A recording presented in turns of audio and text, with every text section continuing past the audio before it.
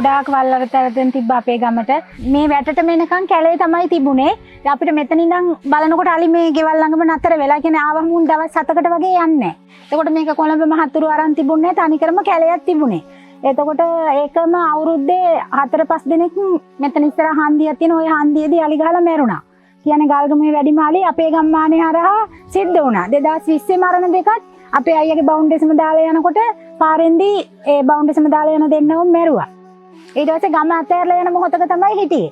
ඒ වගේ වෙලාවක මේ ආයතනේ මේ වගේ වැඩක් කරනවා ග්‍රාම සේවකලා එහෙම දැනුවත් කීවට පස්සේ අපි මේ සල්ලා හොයාගෙන ගිහිල්ලා අලි වැට ගහන්න කතා කරගත්තට පස්සේ එයාලා කීවා මේ එයාලා අලි කටරළු කියන්නේ අලි යන්නේන මාර්ග හරස් කරලා හිස්සි ඩම් වලට දැන් මට අක්කර 10ක් තිබ්බා කිව්වොත් මගේ ගෙදර වටේ විතර එයාලා ගහනවා කිව්වේ. එහෙම පාළු ඉඩම් වටේ ගහන්නේ නැහැ කිව්වා. ඒ හින්දා උනුත් ඉන්න ඕනේ අපිත් ඉන්න ඕනේ කියලා අපිට ඒක රැස්වීමක් වගේ තියලා තේරුම් කරලා ඒ හින්දා හිස්සි ඩම් වලට ගහන්නත් බෑ කිව්වා. ඒ හින්දා ඔයාලා කැමති නම් ඔයාලගේ ගෙවල් වටේ වගා කරගෙන ගෙදර ආරක්ෂා වෙන විදිහට ටෝච් එකක් ගෙවුවම පේන දුරින් වැටක් හදලා දෙන්න එයාලා කැමති වුණා. මිනිස්සු ඔක්කොම එකතු වෙලා ඒ පටන් ගත්ත දවසින් ඉඳන්ම එයාලා ඉදි කරපු තැන ඉඳන්ම නිමා වෙනකම්ම ගමේ අයටත් දැනුමක් කම්බි ගැට ගහන්නේ කොහොමද කම්බි හදන්නේ කොහොමද මේ හැමදේම ගමේ අයත් එක තමයි කරේ. ඊට පස්සේ අලි වැට ගැහුවට පස්සේ ඉතින් අපි ගොඩක් වගා කටයුතු කරගෙන සාර්ථකව දැන් ඉතින් ඉන්නවා.